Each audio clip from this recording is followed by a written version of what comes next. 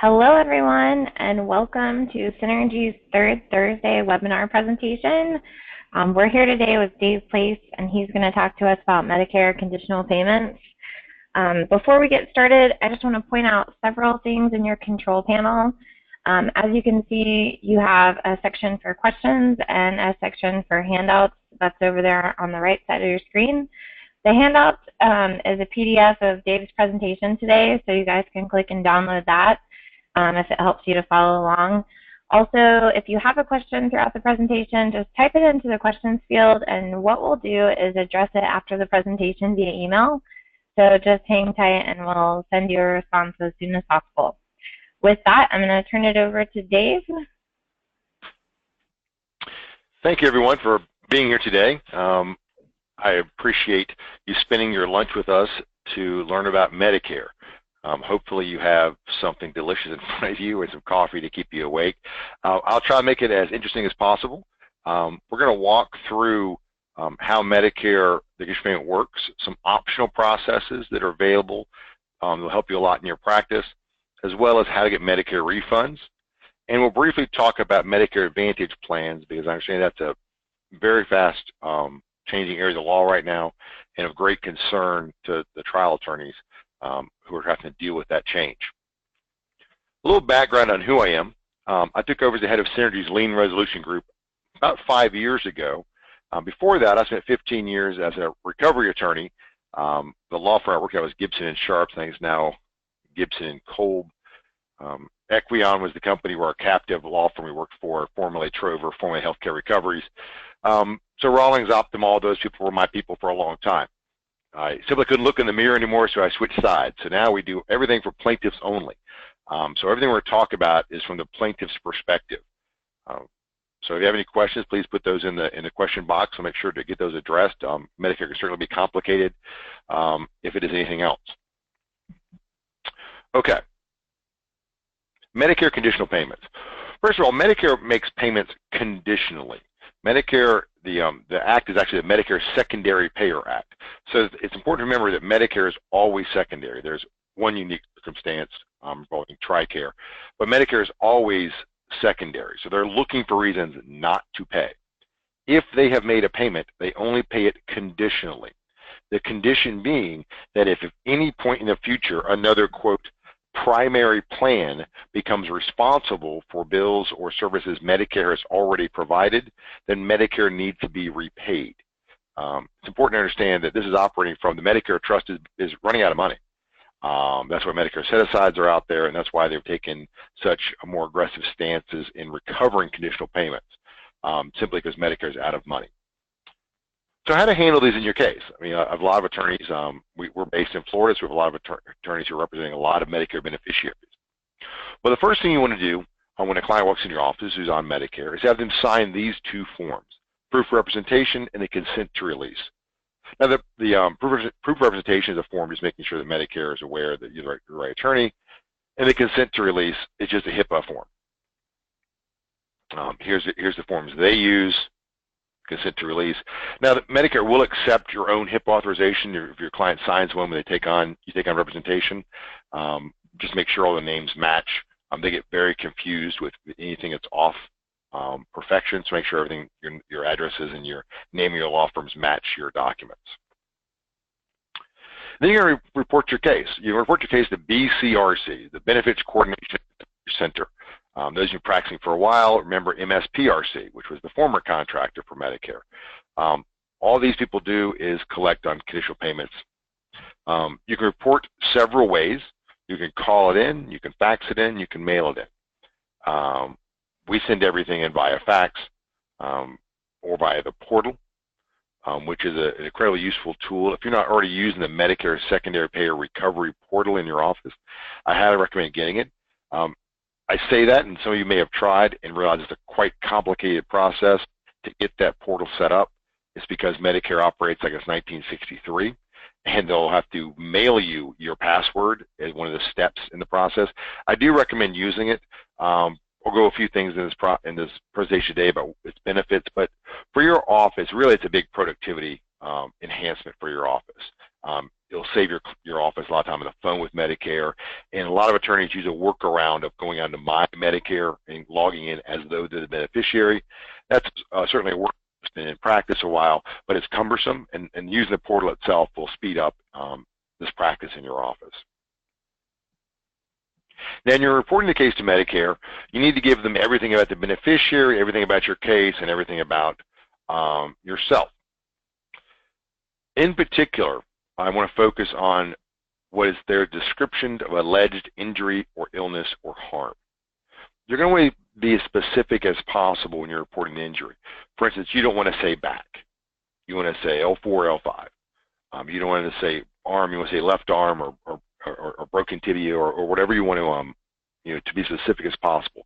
And I say that because Medicare is going to add every single charge from the date of the incident forward, unless they're really on their game, which is rare, or you've given them some guidance. Now, even if you're as specific as possible in identifying the injury, they're still going to mess it up. But it's a little bit like defensive driving. You can only control what you can control. So exert as much control as possible, with the understanding that Medicare's probably going to still do things wrong. The example I always use, it's a funny example, but it's a true example. Someone reported a broken arm to Medicare, and they added a hysterectomy in the claim summary. I said it's a pretty bad broken arm that takes a hysterectomy to get it fixed. But that's the kind of things Medicare does. So it's on you to watch that. Again, here's the Medicare Secondary Pay Recovery Portal. This is what it looks like when you set it up. These are just to click these buttons. As I said, this starts the process to build you access to the portal, but it does require a bit of a delay because things come in the mail to you. You can report things on the portal. Again, I highly recommend using the portal. Now, after you've reported the case to Medicare, they'll respond in about 14 days with what's called the Rights and Responsibilities Letter. This looks like a questionnaire. I just got one today. Clients often get these and are confused with what they are. This Medicare asking for additional information, really just confirming that they've opened a file. If you have additional information, use that form to return it to them. From this point forward, you're going to make sure you use the correspondence cover sheet. That's what it looks like. It is simply a fax cover sheet. But if you don't use this, Medicare is not paying attention to anything you send them. I envision the Indiana Jones closing scene from the original movie where they're pushing the big warehouse, big boxes of the warehouse. The government, no one's going to look in those boxes. I imagine those boxes are full of letters to Medicare without the cover sheet. So make sure you use the cover sheet. A couple of things: don't use highlighters. Medicare scans things, or that's not going to pop up. And then these may seem like small things, but those of you who deal with Medicare on a regular basis understand they're looking to not do work. So anything they can do to avoid work, they will. And they don't tell you when a simple error has been made. So you may have sent something off to Medicare without the cover sheet. No one's going to call you and tell you that. You're simply going to think Medicare is doing something, and 3 months later you realize they're not. So it's important that you don't miss any of these, dotting the I, crossing the T kind of situations. Now, 65 days after the Rights Responsibility Letter is sent out, you'll get your first conditional payment summary. This is 90 days after you reported the case to Medicare. Nothing's going to speed this up. Synergy does this all day, every day. We can't speed this up. There's one little trick we can do and maybe save you 30 days on this, but that's only if the case has been settled and you give up some of your audit abilities.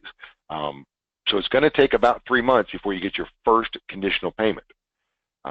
So typically 3 to 4 months from beginning to end is going to be the fastest way you can get things done with Medicare. So you're going to want to start early in your case so you don't have a delay at the end.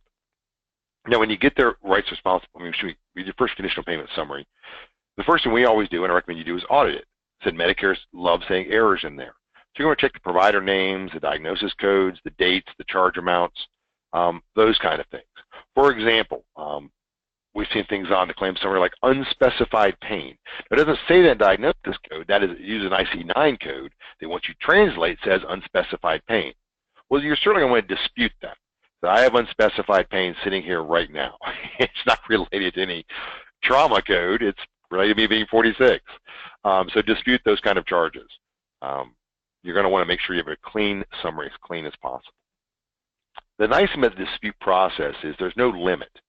You can dispute 1,000 times. Again, don't use a highlighter. You're going to be specific as possible. When I started at Synergy, I brought what I thought was some really clever ideas to speed this process up. We built worksheets for Medicare. We took we did color code things, not how to color code things for them. They didn't like it. They like it simple, simple, simple. So you're going to want to dispute on the portal if possible. I believe I have a slide showing it. Yes, this is what a dispute looks like on the portal. It lists the claims, and you simply click the button on the left to dispute them and submit your dispute. If you're doing it in writing, which I'm not against doing it in writing, that's a good way to do it, you're going to want to use the actual claim summary Medicare sent to you. We literally circle the ones that are acceptable, but draw X's through ones we're disputing, and put a simple legend on the front of the claim summary saying X is bad, circle is accepted. Again, it sounds unprofessional, but that is frankly the way Medicare likes it. I think they take it in crayon if we could do it in crayon for them. So that's an important process not to be looked over and not to be shortchanged. This is something we will work closely with your office if we're working with you to make sure that we're getting the claims, that are only the claims that are being claimed as the underlying accident are on the claim summary. Okay. So this is how what we're talking about now is what's ongoing while your litigation is progressing. You're managing the underlying personal injury action, at the same time you're managing the conditional payments. Now there's an opt process, which I'm going to spend a lot more time going into this because most trial attorneys are unaware this process is even out there. And it's probably the most useful process available for Medicare. So one thing I don't make fun of them for. Not much anyway. Last January 2016, they put into place a new functionality on the portal. Why I tease them a little bit, it was supposed to be in place in September 2014. So they're a little bit behind. But what it does, it allows for what's called the final conditional payment process. And there's it's a pretty, as with all things Medicare, some pretty narrow windows, but it's a very useful tool. And so I'll walk you through it. Essentially, if you have an anticipation that your case is going to resolve within the next 120 days, the mediation or settlement conference, or you're just at that point where you know it's coming up. On the portal, you click a little button to put you into the final conditional payment process. Now, this has to be a case already has to be set up with Medicare, so you've already done the original work. You're now on the portal. You click that little button. It does two important things. And I guess the way to think about it, think of it as like a rocket docket. That if you fall out of this process, there's no negative impact to your case or your relationship with Medicare. This is just a way to speed the process up. Okay. The two things it allows you to do is it speeds up the dispute process, and the most importantly, it allows you to get a final conditional payment amount before mediation. So you can walk into mediation or settlement conference knowing the amount due back to Medicare. Now, I'm sure some of you have had horror stories of having a conditional payment amount be one number through the litigation. When you request a final demand, it comes back at a grossly exaggerated number. This is why this process was developed, because that was happening so often. Trial attorneys simply had no ability to tell their client mediation what they're going to net because they had no number from Medicare. So the process works like this. You're in the 120-day window. You've clicked the button. You're in the sped up process now. As you can see, you can only join this process one time. You get a one-time shot at this. Fill the information out, click the little button so you go through the process with the portal. And actually, Medicare has a great flow chart right here on how it works. So you're in the 120-day process. You now need to dispute some charges. So on the portal, you see a lot of unrelated charges. In this sped up process, you're only allowed one dispute. I said before you dispute 1,000 times. While in this process, you only get one shot at it. The reason for it is Medicare needs to respond to that dispute within 11 days. If they don't respond in 11 days, then it's like a request for admission. Your dispute is just granted. They missed the deadline, it's granted. Now, there's an exception, but the exception is limited to Medicare is allowed to extend beyond 11 days in less than 1% of their cases, total cases.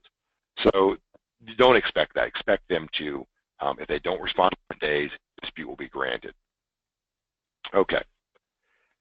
Now, the second process involves the mediation date itself. If you download, I believe we have a picture of the download. Yes. If you download the final conditional payment amount from the portal, make sure I think I have a picture of it. Yeah, so you get a letter like this. It tells you the date of download, and if you settle the case within 3 days of that download, that is the final conditional payment amount. It will not change. Now, the final conditional payment amount is the final conditional payment amount. It is not the final demand. The final demand is the conditional payment amount reduced by procurement costs, which are your fees and cost. So you can do the calculation yourself, and I'll give you the formula in a minute. But the final conditional payment amount isn't the amount you owe Medicare. That amount will still be reduced by your fees and cost. But this letter is helpful in a lot of ways. One, it is, as you can see, it's on CMS letterhead. It talks about the finality of it. So this letter should be accepted by defense counsel as the final letter. A lot of you getting settlements held up because we're waiting for the final demand. This is that letter. So you have it at mediation. You can put it right there. Let defense carrier take it home because all the dates right there. When someone has to take place, and if you have to inform Medicare of the settlement. You have 30 days after this download to notify Medicare of the settlement. Again, the settlement date needs to be within 3 days of the download. You have to notify Medicare within 30 days, not make payment, notify Medicare in 30 days of that in order to lock this number in. Again, then that number is reduced by procurement costs. As you can tell, that's a very helpful tool when you're mediation. So you can tell your client, here's the net. But the only way you get this letter is if you're in that sped up process. Now, if we can do this almost instantly. If you have a case right now that's set up on Medicare, so that we can't set up Medicare that fast, but as soon as it's already set up on the portal, which every case is on the portal, but it's set up with Medicare, and you call me after this presentation and say, Dave, I got a meeting tomorrow. Yes, we have the synergy stations, so they allow us to do it. But assuming we have operations and with Medicare, it is just a click of these buttons to get this letter. So it's very helpful for that process.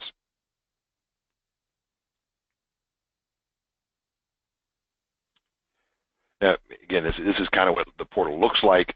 As you can see, this case information here, you're able to get this information, or we're able to get it for you without any authorization. We get a screenshot of this screen without authorization from Medicare. In order for us to do this, or anyone to do this who has access to the portal, all you need is the date of birth, the date of loss, the plaintiff's last name, and the Social Security number. You can pull a screen up just like this. And what's nice about this screen is it tells you the status, that this case is currently in demand. It tells you the conditional payment amount and the final demand amount, as well as the date the letter was sent. That's great information because oftentimes I'm contacted by our clients who simply are unable to get any information from Medicare and they're operating in the dark. If you have a case like that, shoot Susan or I an email with that bit of information. Very quickly, we get you this screenshot back. We can't get any more information than this, but we can get you a screenshot like this so you have some information for your file.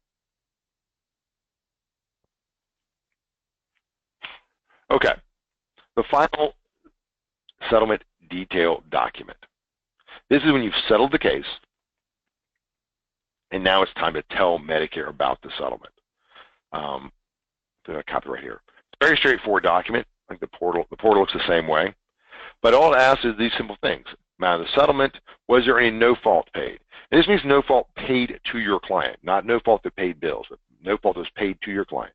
The amount of your fees, the amount of your costs, and the date of settlement. You send it off to Medicare. Again, you can do it on the portal. Medicare will take about 21 to 45 days to send you the final demand letter. Now, once you get the final demand, you have 60 days to make payment. But how Medicare, these are calculations I was talking about earlier. How Medicare determines the final demand amount is based upon your settlement relative to the amount of the Medicare conditional payments. The breaking point is if the Medicare conditional payments are larger than your settlement, then you'll get your fees and costs. Medicare will take all the rest, meaning the plaintiff gets zero. I tell the clients that every single day. It's unfortunate. It's the way that regulation works. I'll talk about a way to fix it, but that is a reality, and there is no way around that. Now, if Medicare has paid less than the settlement or judgment, then Medicare does a ratio, essentially reducing by 50% fees and a pro rata share of costs. There's the actual formula there, but I do lawyer math. I divide by 3, and that's about as much as you're going to get out of me. But that is the ratio. You can plug the numbers right in, and that's exactly the math you do to determine the Medicare demand amount. This is what you will do is if you're sitting in mediation and you have the final conditional payment letter, you'll plug that number right in there and do this exact formula. You know the exact amount that's due Medicare down to the penny. One note on the documentation needed. Now, often, 98% of the time, the only information we send to Medicare regarding settlement is that document. Now, if you have a lot of costs, so that costs and fees, equal over 40% of the settlement, Medicare is likely to ask for confirmation of the cost, typically a closing statement, even a draft closing statement. They won't need receipts or anything like that. They just want a closing statement, some evidence to back up those costs. Now, you must pay this demand within 60 days. That's a hard deadline. On the 61st day, Medicare will start adding interest. It's gone down a little bit now. At one point, it was near 12%. I think it's now a little under 10%. Nothing tolls that. Not if you file an appeal, not if you ask for a waiver, not if you're exploring a compromise. It adds to the principal. And then we start making payments, just like it's a bad car loan, the payments go against the interest first before they go to the principal. Now, if you pay Medicare, you get the final demand, you make payment, Medicare will send you a letter saying we received your check. They'll give you the check number, the amount of the check, and they'll say that their file is closed. That is what you're after. That's your get out of jail free card. Well, not necessarily free, but that is make sure you satisfied your obligation to Medicare, you have no exposure, and your client has no exposure. You're done. At that point, you are done with your responsibility to Medicare. You've addressed the conditional payments. You have no exposure to yourself, your firm, or your client. You can close your case. Now, if there's a problem with the final demand, and sometimes, meaning a lot of times there can be, Medicare may re-add unrelated care that they previously took out. They may do the numbers wrong and simply misapply the statute. We have situations where defense counsel reports the settlement before plaintiff's counsel does. So Medicare issues something called a conditional payment notice. The conditional payment notice is an interim letter between the conditional payment letter and the final demand. Essentially means they were told about a settlement, but do not have any information regarding fees or cost. So their entire conditional payment amount is the final demand. And that letter says, within 30 days, you need to tell us about attorney's fees, cost, or any dispute, or the final demand will be the conditional payment amount. That letter is often sent to the beneficiary, not to you, and beneficiaries don't like sharing those letters for some reason. So often, you may, when that situation arises, there's a problem, and Medicare simply hasn't reduced by fees and cost.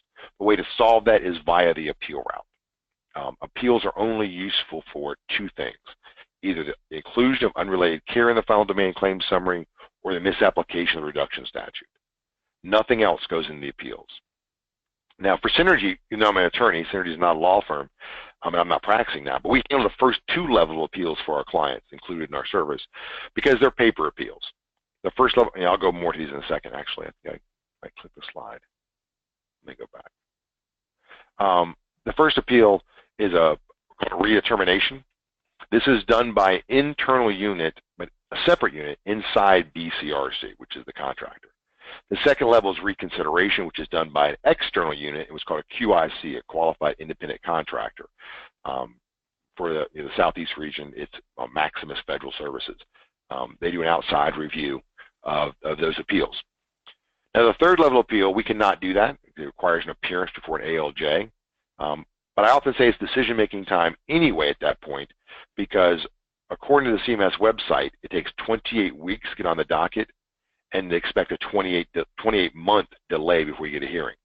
So that's an awful long time to wait. And I always say we're talking about elderly injured people. I think waiting over 2 years is completely unreasonable. So we'll talk about some of the other options. Let me go back a little bit.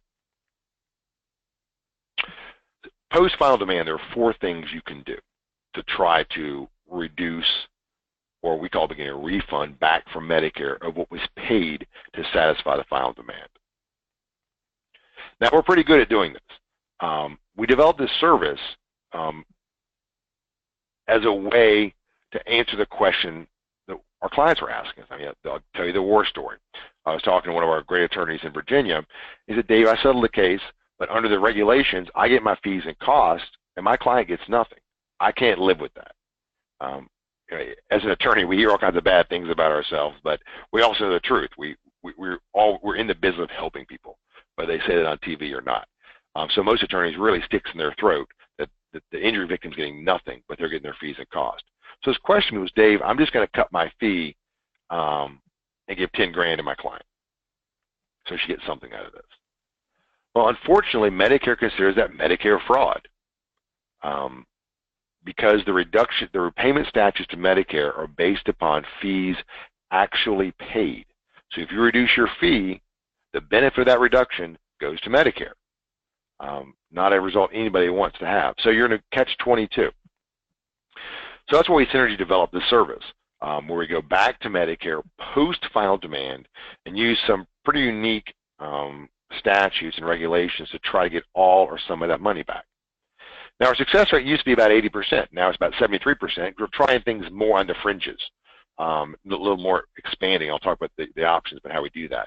But we've gotten back, and this numbers actually needs to be updated, about $3.5 million. So we started doing this back in 2013. And our average reduction is about $30,000. Now, I know you probably feel like I'm selling you a ShamWow. Like, what is this refund he's talking about? In fact, we have competitors writing blogs saying, don't believe anybody says you get a refund from Medicare. It doesn't happen. It really does. In fact, the reason we have a copy of a check on this marketing piece is for that exact reason. It's a real check, $50,000 back from BCRC. I said appeals are always the first one we look into. But I said they're limited use because they only use those two circumstances I talked about. So after that, we move on to the waiver or compromise options. There's two kinds of waivers and one compromise. I'll tell you this a little bit in detail here. The first is a financial hardship waiver. This is under 1870C of the Social Security Act. This is based completely on your client's finances. Bill Gates is never getting this waiver. But it's not based upon the settlement itself. I'll tell you a war story in a second on that. But the idea is that if it creates an undue hardship to repay Medicare, Medicare will consider a full or partial waiver. They look at factor, the slide says that. Here we go. The standard is there should be no recovery if it defeats the purpose of this chapter. And the purpose of the chapter is to provide benefits to the most needed member, or most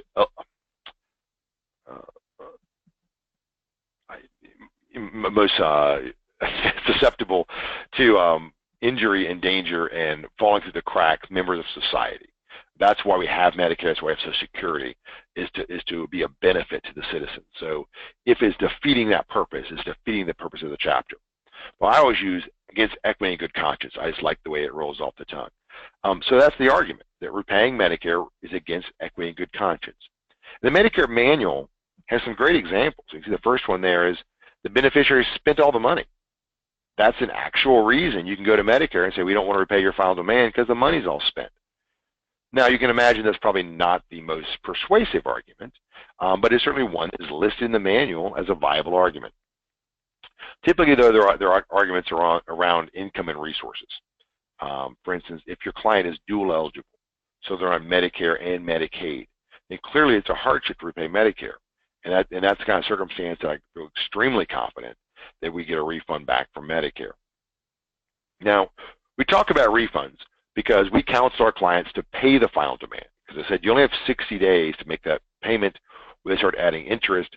And we would hate the fact if our client didn't make that payment and then we're unsuccessful getting a waiver or compromise, so the interest accrued. So we always talk about refunds because we want you to make the payment and then we'll get a refund. I know it's a little bit scary to think about getting a refund from Medicare. Again, that's why the check was actually, a copy of the check was actually presented to you to show that they actually do issue refunds. Now, the example like we use here is a great story, not a great story, but a great story about Medicare refunds. Was a home invasion case in Orlando last year.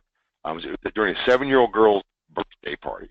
The little girls got away, the mother was murdered, and the grandmother was shot 9 15 times, depending on the medical record you read.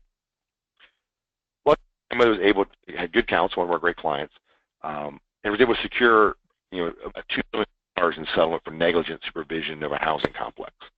She was already in Section 8 housing, already on Medicaid. Medicare's final demand was about $160,000. That was after reducing for fees and costs. She paid it. We got all of her money back in 30 days. And understanding being, yes, she had over 7 figures in a trust account, but Medicare was understood she was now responsible to raise 3 grandchildren. She was in her 80s. That's not cheap. I have a daughter going to college this fall, so I'm well aware of the expense of children, as was Medicare. So they gave all her money back. My point being, a large settlement doesn't mean your client is unentitled to a financial hardship waiver. They look at the complete, resources available to your client.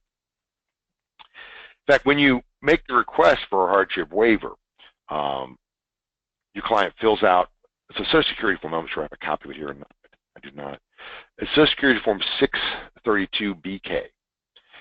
It is a terrible form. The word Medicare appears nowhere on that form. It talks about the overpayment of the Social Security benefits and change in repayment rate. It's a terrible form. And the first 12 questions are about your client's fraud in obtaining the Social Security overpayment. Now, the rest of the form is nothing but a monthly budget.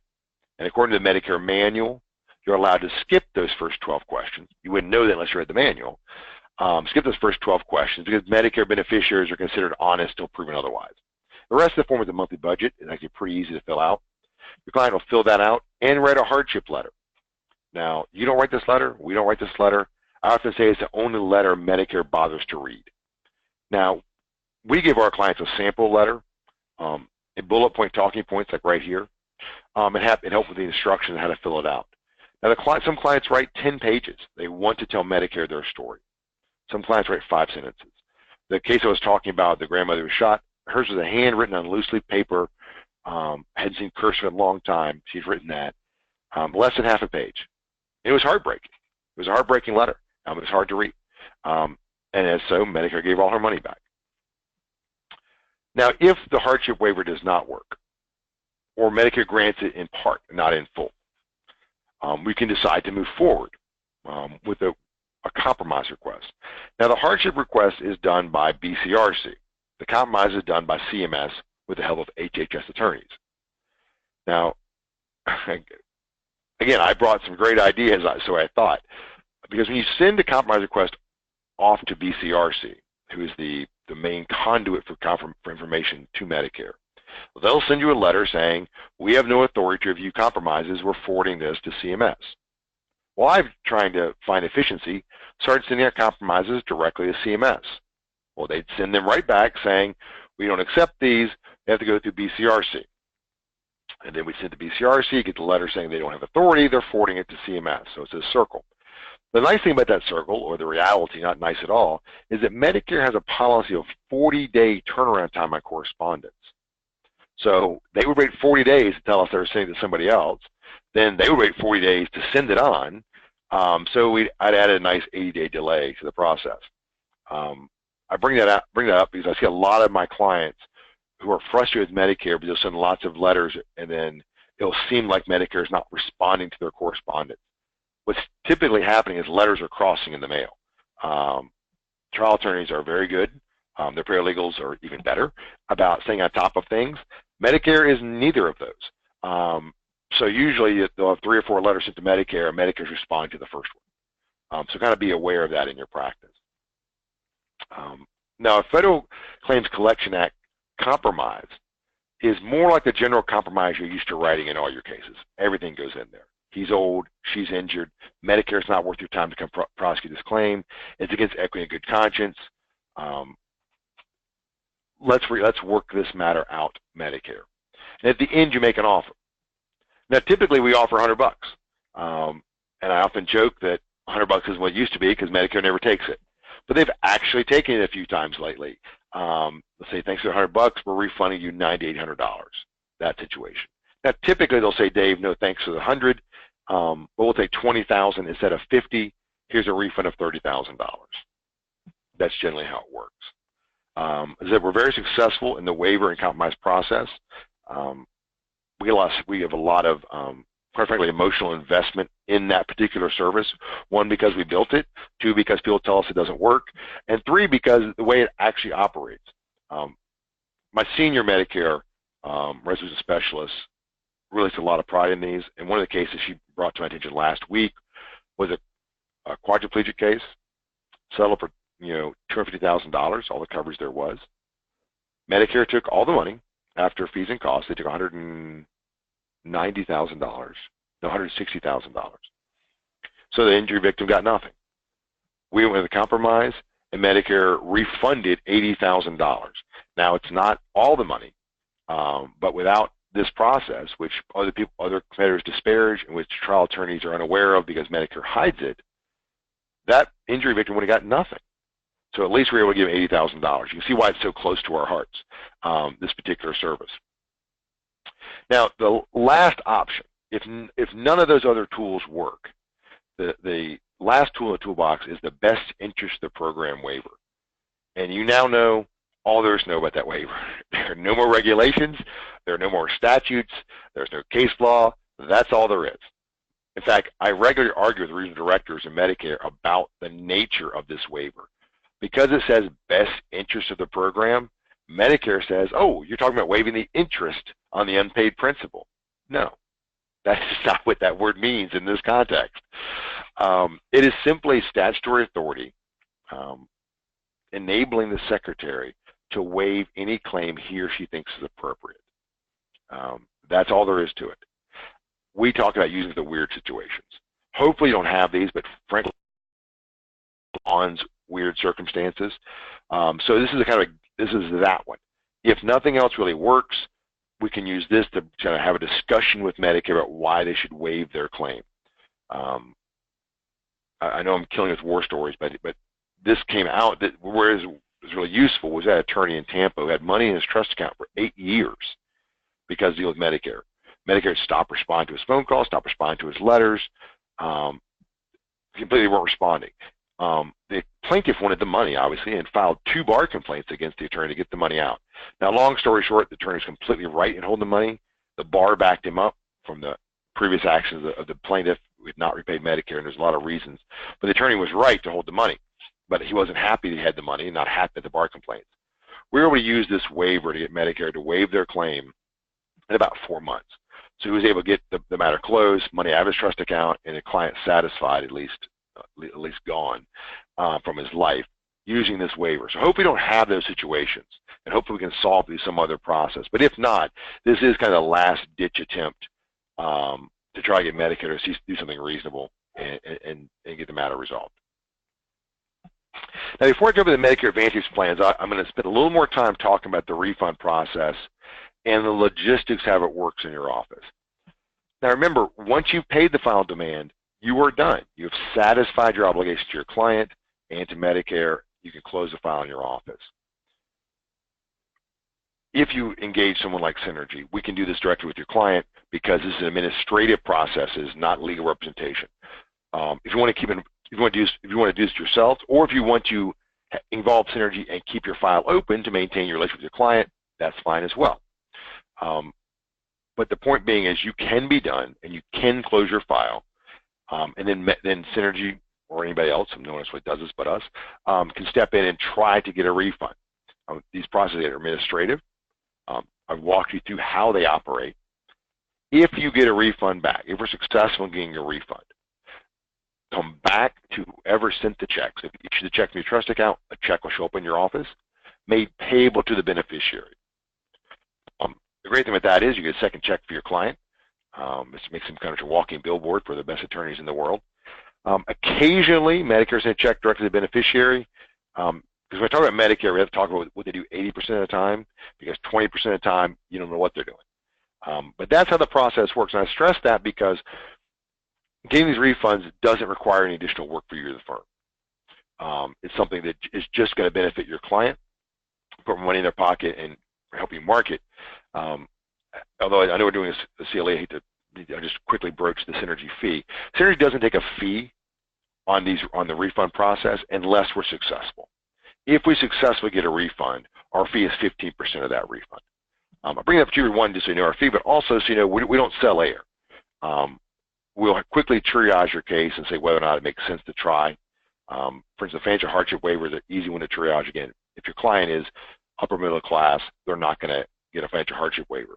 It doesn't mean you can't try for a compromise, but they're not going to get the waiver under those criteria. We make sure we don't sell air to clients. We don't want them to have being excited about something that's simply not going to happen. That's one way to stress that there. Again, I can talk about these questions at the end if you have more. The MAO plans, move on to Medicare Advantage plans in our last topic for today.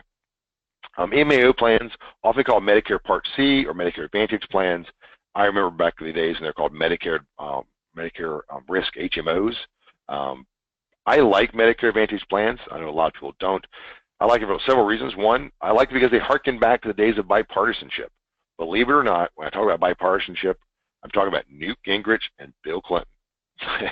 That is our image of bipartisanship today. This was in 1995. They got together and came up with Medicare Advantage statute. Simply the idea being that Medicare couldn't handle the volume of the baby boomers. So they enlisted private industry to act as Medicare. And it operates a little bit like the ACA in that Medicare Advantage plans create a risk pool and are paid a per diem from Medicare to manage these claimants. In addition, they're allowed to charge a premium in addition to that stipend from CMS to the beneficiaries. So it operates very much like Medicare. The difference being is usually it acts like normal insurance. There'll be a dental part, there'll be a vision part. So your client would have a Medicare Advantage card will use in more variety of places than the regular Medicare A and B. And they won't have a supplement. There is no supplement needed. Now, we'll go through a little bit of the history of Medicare Advantage plans, but this is their recovery rights. They operate exactly the same now as Medicare. It's a private cause of action. We'll talk about that. And the regulation here, 42108F, extends the private cause of action to Medicare Advantage plans. And additionally, CMS directors have repeatedly said that Medicare Advantage plans are the same as Medicare. Now, what's important about this, as I said, I was a bad guy for a long time on the other side, and I used to collect on Medicare Advantage plans. Until 2013, Medicare Advantage plans had to use their own contract language as a basis for their recovery. They couldn't use the Medicare Secondary Payer Act. That changed when Avandia 2 came out back in 2013, and it's really changed now. So essentially, as of today, think of Medicare Advantage as Medicare, with some big problems with it. First of all, before we get to the problems, let me point out the liability. You are personally liable to both Medicare and Medicare Advantage plans if they're not repaid. That's has always been true. Since 1980, it's been true. In fact, you're liable for double damages if they're not paid within the 60-day deadline. Now, I know the past 45 minutes I've talked about Medicare adding interest. That is what Medicare does. They're allowed to do double damages, but they don't. If you don't make the payment within 60 days, Medicare will add 10% interest. If it goes over 420 days, I think it is, they refer that case to the Department of Treasury, who starts garnishing Social Security benefits. They do not double damages. One of the other things they'll do is they will withdraw the reduction for procurement costs. So you don't get the benefit of procurement costs because you haven't been helpful. Medicare Advantage plans do not do that. Humana, in particular, on the 61st day, doubles the amount due. So you owe them $10,000 today, tomorrow you owe them $20,000. And I mean, when I say you, I mean you. The Medicare manual instructs them to go first after the beneficiary, then to trial counsel for the beneficiary, then to defense carrier, and then to defense counsel. So everybody's on the hook. And that's the reason that when you're at mediation or settlement and defense counsel is demanding either they pay Medicare or they want to copy the final demand or something along those lines, they're not necessarily wrong in that because they do have skin in the game. They are exposed as well. Unlike the Medicare set-aside issue, which they have no exposure and have no reason to talk about Medicare set-asides to you, Medicare conditional payments, they do have an interest in that. Okay. And I do want to point out that if you notice, attorneys are specifically listed as a resource for which to make repayment to Medicare. And Medicare Advantage Plan's repayment formula is the same as we talked about earlier. If the amount's equal or greater than the settlement, they can get all the money except for fees and costs. If it's less, they do the ratio. I point that out because Rawlings in particular makes the argument that they do not reduce procurement costs. Now, their argument is without merit. Do not pay them on that. Simply do not. They are completely 100% wrong. Their argument is that because their contract calls for repayment 100% and their contract is approved by CMS, they are therefore entitled to 100%. They have no basis for that. None at all. They're now operating on the Medicare Secondary Payer Act. And the irony of this is, when I was on the other side, forever we were fighting. The fight we wanted to win was use Medicare Secondary Payer Act as a recovery vehicle. And as soon as we win it, or they win it, Rawlings turns around and tries to have it both ways. Typical of Rawlings. Okay. Again, this is the argument to make with them. Don't pay that. Don't pay them back at full freight. Get them to make a reduction at a minimum. One other thing I'll point out at this repayment point is Medicare Advantage plans, our argument, Center's position is, are required to at least do the same evaluation of financial hardship and a compromise as CMS. Our argument is that if you're going to use the Medicare Secondary Payer Act as your recovery vehicle, you have to use the whole thing. And the whole thing includes those evaluations. Now, we can't make them accept a reduction, but they have to at least do the evaluation. The nice thing about this process, and one of the reasons I don't hate Medicare Advantage plans as much as I do regular Medicare, is because you can have that compromise discussion before you make the payment. So Medicare has these ridiculous make the payment and get a refund. Medicare Advantage plans, because they're run by private industry and because you're dealing with Optum or Rawlings or an Equion, you can have a discussion about what is a reasonable repayment, relying upon the statutory and regulatory framework that Medicare uses in evaluation. But you don't have to wait to the end. You can do it right up front, then you get a number and satisfy it. That's a great way to negotiate these liens. Okay. How Medicare Advantage plans got so bad. Well, I was expert witness in the case, Parrish Blank, Humana versus Parrish Blank here in Virginia last year. And actually, while Western Heritage was ongoing, but before the 11th Circuit ruled on it. What happened, the cases are very similar. We're talking Western Heritage because it's the clearer one. What happened here was slip and fall down in Miami. Right at the end of the case, Plaintiffs' counsel realized that Humana was involved. They thought it was only Medicare. They had a letter from Medicare saying no bills paid. They're ready to settle the case. Humana shows up with about a $19,000 claim. The plaintiff said, okay, I'll take care of it. I'll pay for it. Western Heritage, defense carrier, sent the settlement check with Humana's name as a payee. The state court said, take it off and reissue the check, which they did. Well, the plaintiff, of course, didn't pay Humana. Humana sued the plaintiff. They had some back and forth battles. Humana got tired of suing the plaintiff and decided to sue Western Heritage, defense carrier. Western Heritage did what I would have recommended they do. They put their $19,000 in trust, told Humana they're going to do that, and said, let's litigate the issue and find an answer.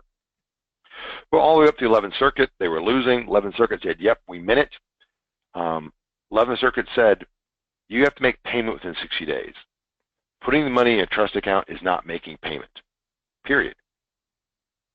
And they would further to say, the statute says that the damages shall be double, not may be double. So they shall be double, so they shall be doubled. And Western Heritage had to pay Humana $38,000. Now, really, that's them paying this lien 3 times. They paid the balance, they paid the value of it to the plaintiff, and they paid Humana twice the amount. Unhappy day for Western Heritage. Similar situation in the Parrish Blank case here in Virginia, where I live and work. But the law firm was sued. Trial counsel was sued for $191,000 times 2. Similar facts. They had a letter from Medicare saying no bills. They had no idea Humana was involved. They got burned. The problem is, with regular Medicare, you can contact BCRC, there's a central repository, and you know if Medicare's made payments. Medicare Advantage plans, there are hundreds of them. Unless you have some ability to narrow that down. Like client says, I have an Aetna plan or a Humana plan, UHC plan. You can't find it. We can't find it. You have to have something. We don't necessarily need the insurance card and the claim number, but you have to be able to narrow it down to Humana or Aetna or someone to look for it. And that's the difficulty. You simply don't know. Added to that, your client often doesn't know. The example I use is my in-laws. My father-in-law is on Medicare A and B. My mother-in-law is on Medicare Advantage. You ask them both who their insurance carrier is, they say Medicare. And they would say it again. So you have to get the best practices is to really grill your client for the insurance cards. Look through those bills, make sure you don't see a payment from Humana or UHC or AARP or something like that. And what we watch out for our clients, and the single biggest red flag, and it existed in both these cases, is if you have a Medicare final demand or conditional payment amount of 0, somebody's paying those bills for your client. You need to look further. It's unlikely you have $1 million case and no medical bills. So that's a big red flag. In fact, if you're one of our clients and we have a conditional payment amount of 0, we prompt you to ask that question. Is there someone else paying these bills? Is there another insurance card? Have you gone through the bills to look for it? There's no substitute for legwork. I'm sorry, that's what there really is the only option there. These Humana in particular is the most aggressive out there, but all these Advantage plans, it's in their interest to keep you in the dark. Because if you miss the deadline, you've missed the deadline. They double their money. Humana really is looking at this as a profit center. I can only imagine some young, fiery attorney who built this process at Humana and is now getting pats on the back for finding these millions of dollars. Now, there's big companies out there doing this. I mean, a big company in Miami, MSP, that's filing class actions. You're seeing lots of this happening in work comp setting, where they're suing the work comp carrier for double damages, and in PIP and no-fault settings, because there's some other cases we didn't talk about here, so only the plaintiffs that say even statutory obligations like no-fault and PIP create that obligation to pay, and if Medicare's made a payment and PIP is withholding the funds or no-fault or Medicare is withholding the funds, double damages. So it's really happening out there. Be aware of it. Again, all I can say is keep your head in a swivel and look for those insurance cards. And be aware if they give a 0 letter from Medicare that something might be fishy. All right, this is a bit of a commercial, but we're near the end of the slide presentation. I have to work a commercial in. But this is our average reduction across lien types. I keep track of the number at the top right the most because when I was on the other side, I gave just about $98 million back to the insurance company. So I'm trying to pay my debt back to the world. So I'm about halfway there. So I'm just about even on the scale, but not quite yet. And because we're plaintiffs only, we're very focused on the savings we achieve. We don't just process liens, we fight these liens. So though it's a commercial, it certainly is, I want to stress that if you're not hiring Synergy or our competitors, fight on all these lien types yourself. I put it to you this way. You worked really hard to create the settlement in the first spot. My job for 15 years was to make a few phone calls and a few letters and have you send a big chunk of that to me. I had an $800,000 a month goal when I was on the other side. I never had a problem making it. It is a volume business on their side with huge money involved. So fight these guys. Push back on them. Don't just roll over. Don't accept what they give you. Really try to make as much as you can for your client. $1,000 here or there to real people matters. It doesn't matter that much to UHC or to AARP. So fight these liens every chance you get. How our pricing works, I'm using our model here, Premier clients. I know I cut 15% earlier, but our Premier clients pay 10%. That's how our savings is based on. All lien types, 10% of the savings we obtain is our fee. So see your client $10,000, our fee is $500. There's a $500 advance fee when you send us a case, but we don't see if your client at least $500, we refund that money. We want your client always be better off for engaging Synergy. As I said earlier, for the Medicare refund service, there is no advance fee. We understand the way that comes into play. It makes no sense to charge an advance fee. And our fee is only on the refund obtained. And I also want to say we cap our fees. For Premier clients, 10%, non-Premier clients, 15%. But the idea being, there's a case of a $100,000 lien.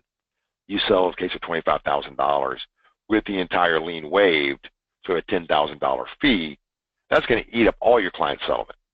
So we cap our fee at 10% of the client's walk away. So when I say walk away, after paying fees, after paying costs, and after paying the lien. So truly your client's true net will never take more than 10% of your premier client.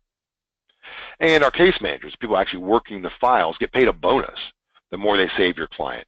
So we're all aligned. Your client, Synergy, the company, and individual file handlers are trying to save as much money as possible because we have a financial motivation to do so. You can rely on our altruistic point of view. Frankly, you really can. I'm on this side because I couldn't do those side anymore. But you don't have to. We're financially motivated to work as hard for you and your client as we can. The last slide really is the most important. My phone number and email. I've said it a bunch of times, but I'm here trying to help your clients, trying to help you. Please feel free to shoot me an email, give me a phone call. I spend at least half my day giving out free advice. We don't charge by the hour. You see how we charge. And we want to be a partner to our clients. Not every case makes sense to outsource, but if you have a quick question, or not even a quick question, shoot me an email. I'm able to answer a lot quicker and save you and your office a lot of time. And hopefully that'll inure to your client's benefit. Are there any questions?